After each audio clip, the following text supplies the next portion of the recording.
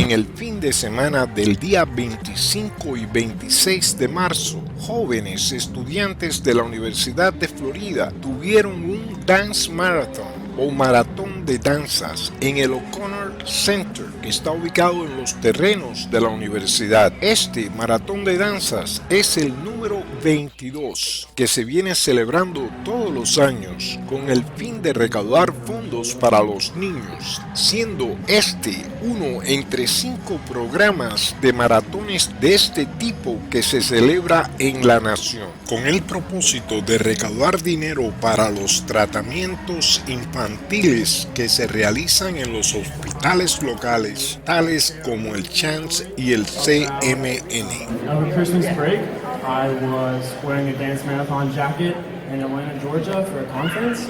I was just walking through the place that the conference was at, and I was stopped and I was asked, hey, have you ever won a dance marathon? And I said, no, it's not quite like that. And then I told them about what we do here, raising money for a Children's Miracle Network. And then he hit me with a story that changed my perspective on what we do here forever. And now you're going to be able to hear that story. So please give it up for the Morris family. Hey guys, how you doing? So my story started when I was 7, so I'm now 33, so it's been a while. But I guess it began when my family, we all got sick. We had really bad, like a viral infection throughout the family. But it stuck with me over a month, and it got worse and worse until I had to go to the doctor's office. They said, let's get to the hospital, and we ended up progressing over 3 hospitals. And on the trip to the final hospital, I was in an ambulance and I went to cardiac arrest. And it happened 3 times. They had to pull the ambulance over, resuscitate me, and get me to a hospital as quick as possible. And once we got there, they were trying to respirate me, and my lungs weren't even taking oxygen.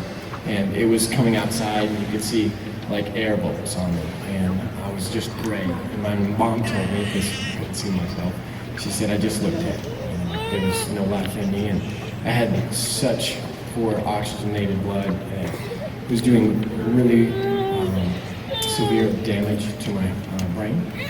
And we finally got over to Eccleston at Emory in Atlanta, and they hooked me up to a machine called ECMO, which was brand new at the time, and it basically oxygenated my blood and did the work of my heart and lungs for me. So I was on that machine for 5 days, and they had to figure out what the best next step was. So they put me on the heart transplant list, and I was #1 for an entire day in the United States. And they had done lots of tests, and they thought that there's not going to be much use in keeping me on the machine if I didn't have a heart, but they didn't want my body to become dependent on it. So they made the decision with my parents and told them that I had probably a 1% chance of survival. And if I did, I would probably have severe brain damage because of the lack of blood flow for such extended periods of time. So they pulled me off and did the surgeries to get my veins connected back up, and it was successful, and my heart started working again. And they went back in and did tests on my heart, and they said, we did not give you a new heart, but somehow you have one in your chest. So it had been healed. So through that, you know, my family accrued tremendous amounts of medical bills, and by the grace of God, the Children's Miracle Network came in and paid over $800,000 in our medical bills that year. So I'm really blessed to just be here today, guys. I haven't been in those early 90s since last time I've been affiliated with the Children's Miracle Network, but I live a normal life, and I'm so blessed to be able to point to you guys for staying strong and just raising money for these kids, and I get to see them in the back and stuff. And it just breaks my heart, just to see them in less health, you know. But thank you for doing this, guys, and keep going, you know, past college. Just keep on giving to people. And I'd like to thank the medical community. You guys have a fantastic school here, and I know Matt's studying medicine. So, guys, that's an amazing thing, and I wouldn't have made it through without the doctors. And thirdly, I'd like to point to my Creator, who gave me a new heart. In more ways than one. So thank you.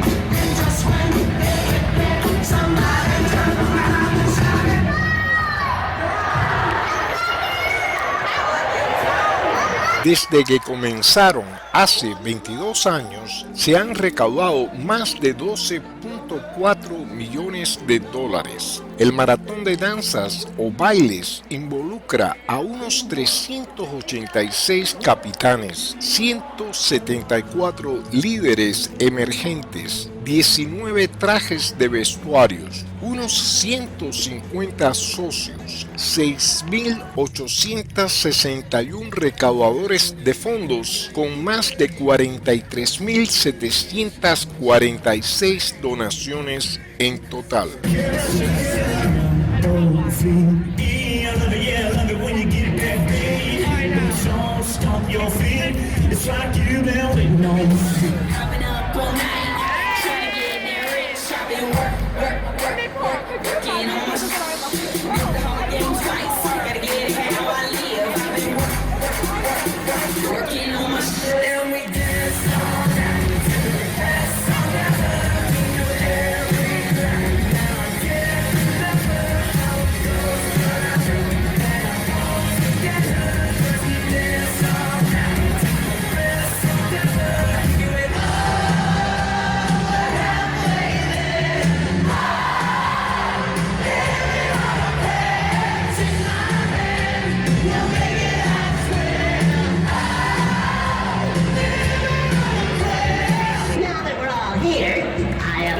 Declare the party switch to be in